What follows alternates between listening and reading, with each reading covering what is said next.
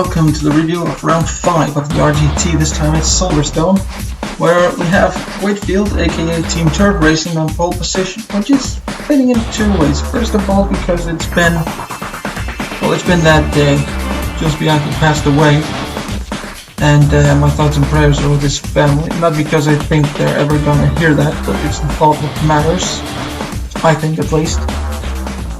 And second of all, as we move on to our little thing here, because, well, let's just say bleep is going to go down in this race. As we get underway, and three Porsches somehow managed to take the first three positions on the grid, and Raven is just shooting past, where is he there? And makes his way up into 4th place. That shows that the Porsches are fast once they have a clear road ahead of them. That's what I've been saying all season long, and that's what they showed at Monza as well. And now they're showing it here again. And, well, as I said, things are going to happen. So there's going to be plenty of action this time around. Whatever it may have lacked in comparison to, say, the GT Plant Fantasy Series, because that has had plenty of action with various things. Let's just say it like that. I don't think that's going to be particularly offensive to anyone. Now, however, the first few corners proved to be very much uneventful. Nothing too bad happened. Well, there was a few battles for position.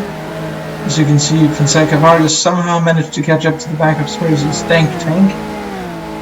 But what's really interesting is this part of the track, the Baggage Champions section. And first we have 1, 2, 3, 4, 5, and 6 Ferraris towards the back of the pack that just decide to spontaneously park their cars, which, well, it does sort of give flashbacks to last season, the Porsche Cup, where as early as the first race, things just decided to happen whenever they were just about halfway through, with tire life dying, and, well, even more flashback here.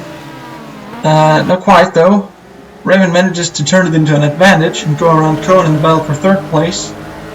But as I said, well, halfway through the races last season, they would just decide to spontaneously park their car because tire wear. And we have a bit of a replay here of Laracy getting a slide on and then spontaneously decide to mount Costa's car, and well, that is a pretty big incident here. We're only on sort of lap up 3 or so, and still things are happening, and Gregory as well gets a bit of a slide on a little bit later, and we have another sort of incident as Ahmed gets a slide on, taps Raven, who slightly jumps into the air before jumping into 2nd place. So all pretty profitable for Raven there. And, well, now this is just too similar to last season. We have the Porsche going up, and then we have Fonseca Vargas joining in as well. Just because reasons, apparently. I'm not sure how that one works. And oh, we have a big crash between the number 13 BMW and the number 38 Ferrari, who just gone off. And I'm not sure how that car is capable of continuing, and the BMW as well. Because that was a big hit towards the rear of the Ferrari, and we see it here on the replay live, the speed replay. That is, oh, and that's colossal speed, and it's just right into the rear. That should normally have damaged the engine, but apparently it hasn't.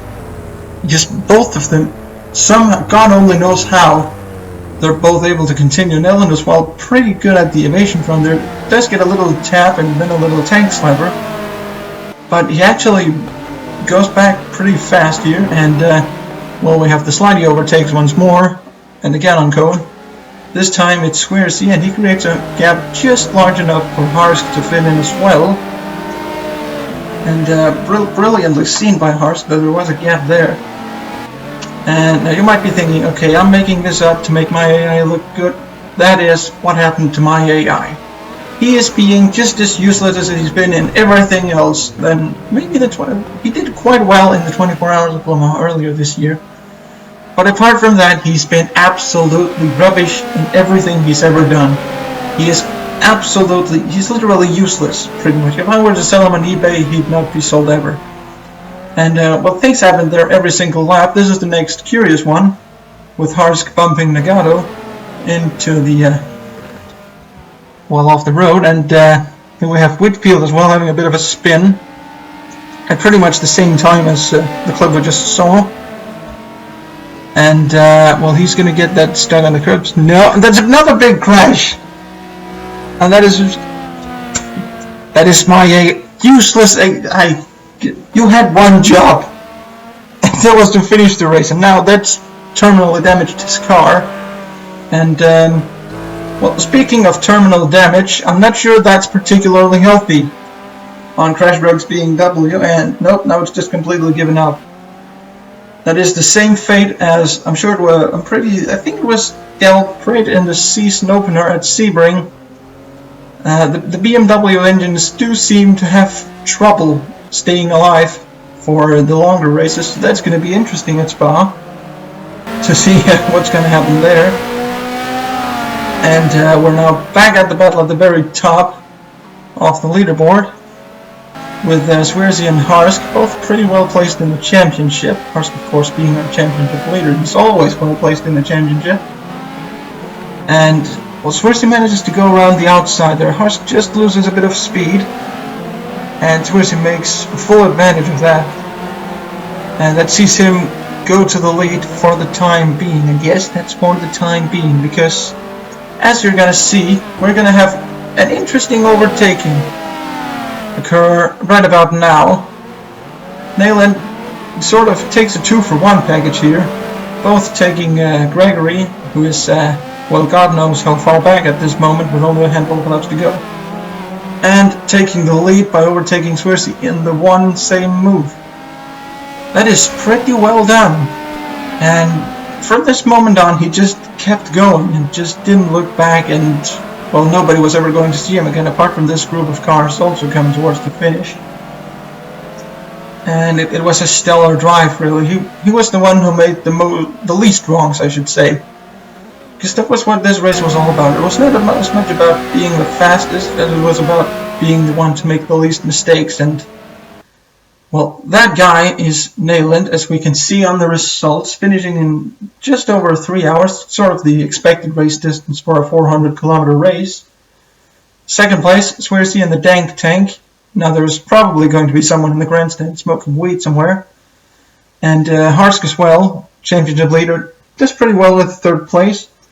And then we have all of the Porsches coming in the following spaces, and while running out the top 10 as the races, somehow he either managed to catch up or everyone else just cut rubbish. Onto the championship standings. Harsk remains first in the championship, 10 points down to Neyland, who moved up into second, and Swearzy takes third now. Of other interesting note, Cohen becomes the first non-BMW in the top 6. Ironically, scoring a total of 69 points. Such kinky. And, well, there were other non-BMWs in the top 10 earlier, but never in the top 6. And on that note, I'm out.